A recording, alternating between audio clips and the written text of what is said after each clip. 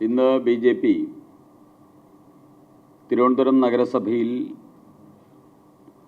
മാലിന്യം മുതൽ എവിടെയൊക്കെ തിരുവനന്തപുരം നഗരസഭയിൽ ഇടപാടുകൾ നടന്നിട്ടുണ്ടോ അവിടെയൊക്കെ തീവെട്ടിക്കൊള്ളയാണ് ഈ നഗരസഭ നടത്തിയിരിക്കുന്നത്.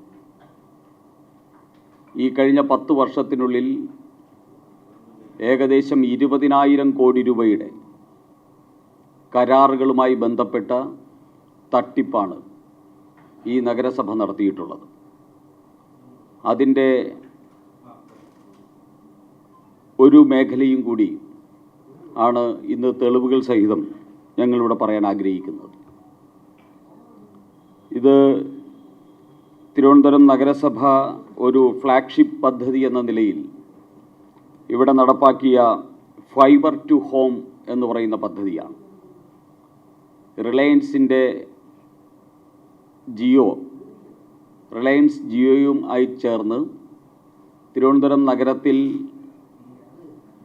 ജിയോയുടെ ഫൈബറുകൾ പോസ്റ്റ് ഇട്ടിട്ട് പോൾ ഇട്ടിട്ട് ജിയോയുടെ ഫൈബർ തിരുവനന്തപുരം നഗരത്തിൽ മുഴുവൻ എത്തിക്കുകയും അതിനുവേണ്ടി പോൾ ഇടുന്ന സമയത്ത് അവിടുത്തെ റോഡ് കുത്തി വെട്ടി മാറ്റുന്ന സമയത്ത് അതിനുവേണ്ടി അടയ്ക്കേണ്ട തുക, അതോടൊപ്പം തന്നെ ഓരോ പോളും ഇടുന്ന സമയത്ത് നഗരസഭയ്ക്ക് കിട്ടേണ്ട അതിൻ്റെ വാടക, ഈ 2 കാര്യങ്ങളിൽ നഗരസഭ കാണിച്ച കൃത്രിമം,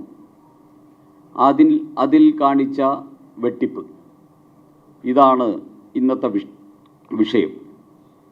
ഈ ഫൈബർ ടു ഹോം എന്ന് പറയുന്ന പദ്ധതിയുമായി ബന്ധപ്പെട്ട വിവരാവകാശ പ്രകാരം എടുത്തിട്ടുള്ള ഫയലുകളാണ് ഇത്. ഈ ഫയലിൽ ആദ്യത്തെ ഫയലിൽ തന്നെ അന്നത്തെ മേയർ 2020 ഫെബ്രുവരി 25-ന് തിരുവനന്തപുരം മേയറായിരുന്ന ശ്രീകുമാർ സ്വന്തം കൈപ്പടയിൽ ഫയലിൽ എഴുതിയ കുറിപ്പാണിത്. ഈ കുറിപ്പിൽ പറഞ്ഞിരിക്കുന്നു, കമ്പനി പറയുന്നത് പ്രകാരമുള്ള പണം സ്വീകരിച്ച് അവർക്ക് പണി ചെയ്യാൻ അനുവദിക്കുക എന്നാണ് അന്ന് മേയറായിരുന്ന സഖാവ് ശ്രീകുമാർ സ്വന്തം കൈപ്പടയിൽ ഈ ഫയലിൽ എഴുതിയിരിക്കുന്നത്. അത് പ്രകാരം അതിൻ്റെ കാരണം, അങ്ങനെ എഴുതാനൊരു കാരണമുണ്ട്. ആ കാരണമെന്ന് പറയുന്നത്, ഈ പോസ്റ്റുകൾ ഇട്ട് കഴിഞ്ഞാൽ തിരിച്ച് റോഡ് പഴയ രീതിയിലേക്ക് ആക്കുന്നതിന് തിരുവനന്തപുരം നഗരസഭ ഈ റിലയൻസിൻ്റെ കയ്യിൽ നിന്ന്, ജിയോയുടെ കയ്യിൽ നിന്ന് ഈടാക്കണമെന്ന് പറഞ്ഞത് 28,80,17,266 രൂപയാണ്. അപ്പോൾ 28,80,00,000 പരം വരുന്ന രൂപ റിലയൻസ് മുൻകൂർ അടച്ചാൽ മാത്രമേ റിലയൻസിന് അവരുടെ പോസ്റ്റ് ഇടാൻ അനുവദിക്കാവൂ എന്ന തിരുവനന്തപുരം നഗരസഭയുടെ എഞ്ചിനീയറിംഗ് വിഭാഗം ഉദ്യോഗസ്ഥന്മാരുടെ ഉത്തരവ്, LSGDയുടെ ഡിപ്പാർട്ട്മെൻറ്റ് തലത്തിലുള്ള മാനദണ്ഡങ്ങൾ, ഇത് രണ്ടും കാറ്റിൽ പറത്തിക്കൊണ്ടാണ് നമ്മുടെ മേയർ ശ്രീകുമാർ ഇങ്ങനെ ഒപ്പിട്ടിരിക്കുന്നത്. ഇത് ഒപ്പിടാൻ കാരണം 28 കോടി റിലയൻസ് പറയുന്നു, ഞങ്ങൾ 28 കോടി അടക്കില്ല. ഞങ്ങളുടെ കണക്ക് പ്രകാരം 11,34,97,215 രൂപയാണ് ഞങ്ങളുടെ കണക്ക് പ്രകാരം കോർപ്പറേഷന് അടയ്ക്കാൻ സാധിക്കുക. അതുകൊണ്ട് ഈ പണം അടച്ചിട്ട് ഞങ്ങൾക്ക് റോഡ് കുഴിക്കാൻ അനുവാദം തരണം, ഞങ്ങളുടെ പോസ്റ്റുകളിടാൻ അനുവാദം തരണം എന്നതായിരുന്നു റിലയൻസിൻ്റെ ആവശ്യം. കോർപ്പറേഷൻ്റെ ആവശ്യം 28,80,00,000.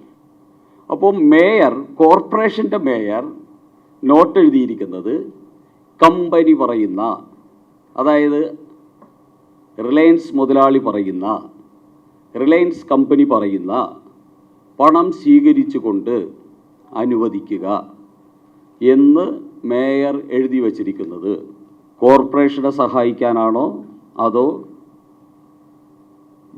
റിലയൻസിനെ സഹായിക്കാനാണോ എന്നുള്ളതാണ് ഒന്നാമത്തെ ക്വസ്റ്റ്യൻ. അതുപ്രകാരം മാത്രം തിരുവനന്തപുരം നഗരസഭയ്ക്ക് നഷ്ടമായിരിക്കുന്നത് 17,45,20,051 പൈസയാണ്. ഈ ഒരൊറ്റ ഉത്തരവ് പ്രകാരം നഷ്ടമായിരിക്കുന്നു. ഇവിടെ നമ്മൾ കാണേണ്ടത്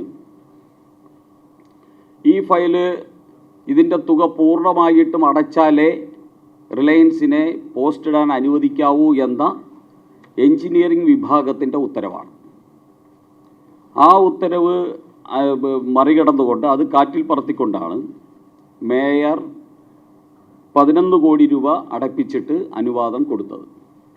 അതിനുശേഷം ഈ പൈസ ഈടാക്കിയെടുക്കുന്നതിന് വേണ്ടി ചില ഉദ്യോഗസ്ഥന്മാർ നോട്ടീസ് അയച്ചു, ഒരു ഡിമാൻഡ് നോട്ടീസ് അയച്ചു. പക്ഷെ ഡിമാൻഡ് നോട്ടീസ് അയച്ചപ്പോൾ ആ ഡിമാൻഡ് നോട്ടീസ് വച്ച് റിലയൻസ് ട്രിബ്യൂണലിൽ കേസിന് പോയി. ഇതെല്ലാം മാച്ച് ഫിക്സിംഗ് ആണ്. ഇതെല്ലാം പരസ്പരം ധാരണയുടെ അടിസ്ഥാനത്തിലാണ്. ഒരു ഡിമാൻഡ് നോട്ടീസ് അയച്ചു, പൈസ ഈടാക്കിയില്ല, അതിനുവേണ്ടിയുള്ള നടപടികളൊന്നും എടുത്തില്ല, അവർക്ക് ചെയ്യേണ്ടതെല്ലാം അനുവദിച്ചു. അതിനുശേഷം ഒരു ഡിമാൻഡ് നോട്ടീസ് അയച്ചു. ആ ഡിമാൻഡ് നോട്ടീസ് വച്ച് ഈ റിലയൻസ് ട്രിബ്യൂണലിൽ LSGD ട്രിബ്യൂണലിൽ കേസുമായിട്ട് പോയി. ആ കേസുമായിട്ട് പോയ സമയത്ത് അവർ പ്രൊഡ്യൂസ് ചെയ്ത ഡോക്യുമെൻ്റ് യഥാർത്ഥത്തിൽ കോർപ്പറേഷനും റിലയൻസ് കമ്പനിയുമായിട്ടുള്ള യഥാർത്ഥ ഡോക്യുമെൻ്റ് അല്ല LSGDയിൽ പ്രൊഡ്യൂസ് ചെയ്തത്. അത് പ്രൊഡ്യൂസ് ചെയ്യാതെ ഈ പോൾ ഇടുമ്പോൾ അതിൻ്റെ റെൻറ്റിനെ സംബന്ധിച്ച് ഉള്ള ഡോക്യുമെൻ്റാണ് LSGD ട്രിബ്യൂണലിൽ റിലയൻസ് കമ്പനി പ്രൊഡ്യൂസ് ചെയ്തത്. അതിൻ്റെ അടിസ്ഥാനത്തിൽ കേസിന് പോയി. അപ്പോൾ സ്വാഭാവികമായിട്ടും കോർപ്പറേഷനാണ് എതിർകക്ഷി. കോർപ്പറേഷൻ്റെ വക്കീൽ ചെയ്യേണ്ടത് ഇതല്ല എഗ്രിമെൻറ്റ്, വേറൊരു എഗ്രിമെൻ്റ് ഉണ്ട്, അത് 42/2020 എന്ന് പറയുന്നൊരു എഗ്രിമെൻ്റ് ഉണ്ട്. ആ എഗ്രിമെൻ്റ് പ്രകാരം റിലയൻസ് 28 കോടി രൂപ 8,80,00,000 രൂപ അടയ്ക്കേണ്ടതാണ്. അവരടയ്ക്കാമെന്ന് സമ്മതിച്ചു എന്ന് പറഞ്ഞൊരു എഗ്രിമെൻ്റ് ഉണ്ട്. ആ എഗ്രിമെൻ്റ് ഈ 4 വർഷമായിട്ട്, ഈ കേസ് തുടങ്ങി ഈ 3 വർഷമായിട്ട് ഇതുവരെ ട്രിബ്യൂണലിൽ ഹാജരാക്കിയിട്ടില്ല. അങ്ങനെ ഒരു എഗ്രിമെൻ്റ് ഒളിപ്പിച്ചു വച്ചിട്ടാണ് റിലയൻസ് ട്രിബ്യൂണലിനെ അപ്രോച്ച് ചെയ്തത് എന്നുള്ള വിവരവും ഇതുവരെ കോർപ്പറേഷൻ്റെ വക്കീലോ കോർപ്പറേഷൻ അധികൃതരോ ട്രിബ്യൂണലിൻ്റെ മുമ്പിൽ അത് അവതരിപ്പിച്ചിട്ടില്ല. അപ്പോൾ ഇതിൻ്റെ ആകെ തുക എന്ന് പറയുന്നത് ഇത് ഒത്തുകളിയാണ്. റിലയൻസും CPM-ഉം കോർപ്പറേഷനിലെ മേയറും അതുപോലെ തന്നെ അവിടുത്തെ മരാമത്ത് സ്റ്റാൻഡിംഗ് കമ്മിറ്റിയും ഡെപ്യൂട്ടി മേയറും എല്ലാവരും ചേർന്നുള്ള ഒരു ഒത്തുകളിയാണ് ഇവിടെ നടന്നിരിക്കുന്നത്. ഈ ഒത്തുകളിയുടെ ഭാഗമായി കോർപ്പറേഷന് നഷ്ടപ്പെട്ടിരിക്കുന്നത് ഞാൻ നേരത്തെ സൂചിപ്പിച്ചു. ഈ എഗ്രിമെൻ്റ് പ്രകാരം തന്നെ 17,45,00,000 രൂപ കോർപ്പറേഷന് നഷ്ടപ്പെട്ടു. ഇത് കൂടാതെ ഈ പോൾ റെൻ്റ് ഉണ്ട്. ഒരു പോൾ ഇടുന്നതിന് ഏകദേശം 35,000-ഓളം പോളുകളാണ് ഈ കോർപ്പറേഷൻ്റെ എല്ലാ ഭാഗത്തും ഇട്ടിരിക്കുന്നത്. ഈ പോൾ റെൻ്റ് പ്രകാരം 11,25,66,000 രൂപ നഗരസഭയ്ക്ക് 2024 സെപ്റ്റംബർ വരെ കിട്ടണമായിരുന്നു. 2024 സെപ്റ്റംബർ വരെ 11,25,66,000 രൂപ നഗരസഭയ്ക്ക് കിട്ടണമായിരുന്നു. ആ പൈസ കിട്ടിയിട്ടില്ല. നേരത്തെ ഉണ്ടായിരുന്ന 17,45,00,000 കിട്ടിയിട്ടില്ല. മാത്രമല്ല, ഞാൻ 2024 സെപ്റ്റംബർ 9 വരെയുള്ള കണക്കാണ് 11,25,00,000 പറഞ്ഞത് പോൾ റെൻറ്റ്. അതിനുശേഷമുള്ള ഒരു വർഷം, ഇപ്പോൾ 2025 ഡിസംബറാണ്, ഇതിന് ശേഷമുള്ള ഒരു വർഷം എന്ന് പറഞ്ഞാൽ ഏകദേശം 4 കോടി രൂപ കിട്ടണം. അപ്പോൾ അങ്ങനെ നോക്കുമ്പോൾ 32 കോടി രൂപ റിലയൻസിന് ലാഭമുണ്ടാക്കി കൊടുത്ത ഉത്തരവിലാണ് സഖാവ് ശ്രീകുമാർ, അന്നത്തെ മേയറായിരുന്ന സഖാവ് ശ്രീകുമാർ ഉത്തരവിട്ടിരിക്കുന്നത്. 32 കോടി രൂപ റിലയൻസിന് ലാഭമുണ്ടാക്കി കൊടുത്തതിൻ്റെ പേരിൽ സഖാവ് ശ്രീകുമാറിനും CPM-ൻ്റെ നേതാക്കന്മാർക്കും അന്നത്തെ സ്റ്റാൻഡിംഗ് കമ്മിറ്റി ചെയർപേഴ്സണും അതോടൊപ്പം തന്നെ നേതാക്കന്മാർക്ക് എത്ര കോടി കിട്ടി എന്നറിയാൻ തിരുവനന്തപുരം ആഗ്രഹിക്കുന്നു. അതിനെക്കുറിച്ച് കഴിഞ്ഞ ദിവസം ശ്രീ രാജീവ് ചന്ദ്രശേഖർ ഇവിടെ പത്രസമ്മേളനത്തിൽ പറഞ്ഞപ്പോൾ അതിനെ ഉത്തരം പറയാൻ മുഖ്യമന്ത്രി ഉൾപ്പെടെ തയ്യാറായില്ലോ. മുഖ്യമന്ത്രിയോട് തന്നെ ഞങ്ങൾ ചോദിക്കുന്നു, റിലയൻസിൻ്റെ അംബാനിയും നിങ്ങളുടെ സഖാക്കന്മാരും തമ്മിൽ ഉണ്ടാക്കിയ ഈ പരസ്പര ധാരണയുടെ ഭാഗമായി തിരുവനന്തപുരം നഗരസഭയ്ക്കുണ്ടായ നഷ്ടം 32 കോടി രൂപയാണ്. ആ 32 കോടി രൂപയ്ക്ക് നഷ്ടം വരുത്തിയ ഈ സഖാക്കന്മാർക്കെതിരെ നടപടിയെടുക്കാൻ തയ്യാറാണോ? ആ സഖാവിനെയാണ് തിരുവനന്തപുരത്ത് ഇന്നും മേയർ സ്ഥാനാർത്ഥിയായിട്ട് മത്സരിക്കുന്ന CPMലെ ഒരാൾ. ആ സഖാവാണ്, പഴയ മേയറായിട്ടുള്ള ഈ സഖാവാണ്. മാത്രമല്ല, ഈ ഡീലിൽ ഇവിടെ അടുത്ത് മേയറാകാൻ വേണ്ടി ഷർട്ടൊക്കെ ധരിച്ച് മത്സരിക്കുന്ന ഒരു നേതാവും ഈ ഡീലിലുണ്ട് എന്ന് BJP ശക്തമായിട്ട് ആരോപിക്കുകയാണ്.